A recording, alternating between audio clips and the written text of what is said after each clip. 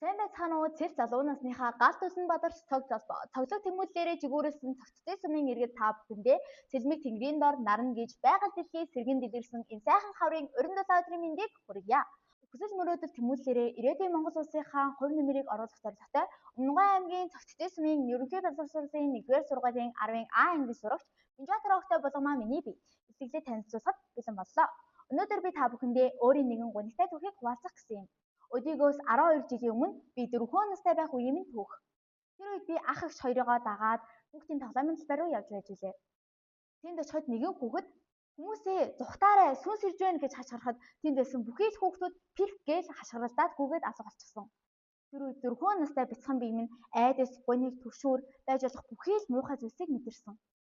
Би тэр үед анх удаага л өөрийгөө би бусдаас өөр юм байна. Би бусдаас үнэхээр л өөр юм байна. Тийм учраас би хүмүүсийг айлгаад байгаа юм байна гэдэг мэдрэмжийг анх удаага авч ирсэн.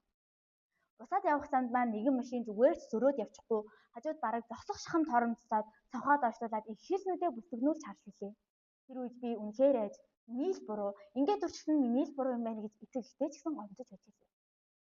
Энэхүү түүхээрээ би та бүхэндээ юуг илэрхийлэхийг хүссэн бэ гэхлээр хэн нэгний онцгой байдал, таны гаргасан үйлдэл, таны хандлага тухайн хүнд ямар ч мэдрэмжийг төрүүлж болцсошгүй. Та өөрөө бусдаас дандаа таагүй эвгүй мэдрэмжийг авдаг бол яах вэ? Мэдээ чинь сайхан биш. Магадгүй насан туршийнх нь айдас болж үлдэж болно. Тиймээс өнөөдрийн миний илтгэлийн сэдэв бол онцгой чанар бол алдаа биш, харин үнэт зүйл. Энэхүү илтгэлийнхээ хүрээнд би та бүхэндээ альбина хүмүүсийн онцлог, биднэрт тулгардаг асуудлын талаар товч мэдээллийг хүргэхээр зорилоо. Миний эхний өгүүлэх санаа бол өөр байх нь буруу биш. Альбина бол алдаа, дутагдал, өвчин юусоо биш. Хүмүүс үнийг ихэвчлэн өвчин, хөгжлийн бэрхшээл гэж андуурдагч яг үндэ энэ хүний хурууныхээ өөр байдагтай адилхан бидний нэгэн онцлог төдий. Америкийн нэгдсэн улсын үндэсний эрүүл мэндийн хүрээлэнгийн судалгаагаар альбинизм нь ойролцоогоор 17,000-аас 20,000 хүн тутмын нэг тохиодог генетикийн онцлог хэмээн тогтоосон байна. Тэгэхээр хүн болгон өөр өөрийн гэсэн зорилго, мөрөөдөл, хүсэл тэмүүлэлтэй байдаг шиг альбина хүмүүс ч гэсэн хүсэл мөрөөдөл тэмүүлэл зорилготой ижитгөөс хүмүүс байдаг юм аа.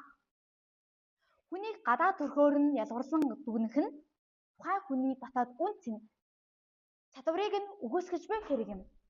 Миний дараагийн илэрхийлэх санаа бол бидний тулгардаг гол асуудал нь гадаад төрх биш, бусдын хандлага байдаг. Альбина хүмүүсийн нүдний хараа нь муу. Арьс нь хит эмзэг. Жишээлбэл миний нүдний хараа 100-аас 10% гэж явдаг. Харин зуны халуун наран бол гадаа 30 минут суухтал цэврэн үсрэдлээ төлөгддөг.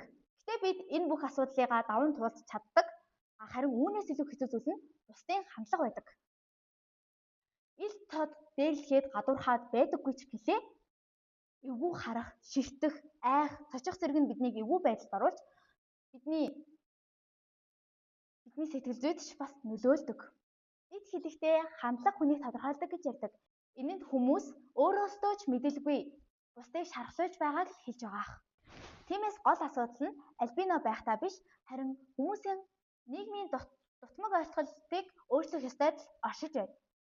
Тийм ч учраас би та бүхэндээ энэхүү танхимдаа энэхүү илтгэлээд хүргэн зогсож байна.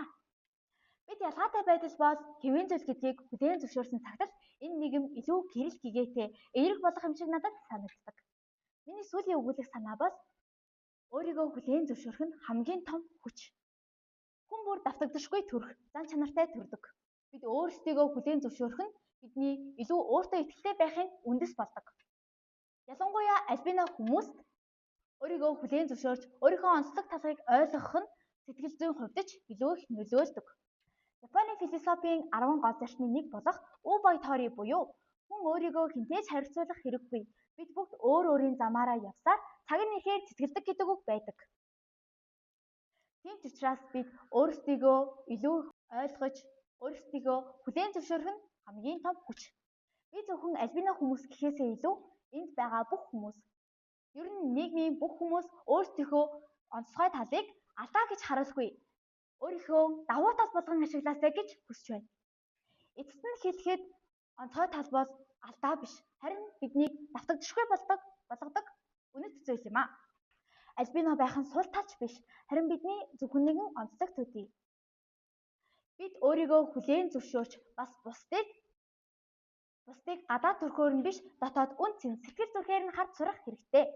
Эрма Бомбек гэдэг хүн Бурхны өмнө би очихдоо авьяас чадварынхаа хэлбэрхээжгүй очмоор байна. Тэгээд би түүнд бахархалтайгаар би өгсөн бүх зүйлийг чинь бүрэн дүүрэн ашиглаж чадсан гэж хэлмээр байна хэмээжээ. Би өөрт байгаа бүхнээ бүрэн дүүрэн ашиглаж өөрийнхөө өнгөөр гэрэлтэх болно. Та ч гэсэн өөрийнхөө онцгой талаар гэрэлтээрэй. Анхаарал хандуулсан та бүхэндээ баярлалаа.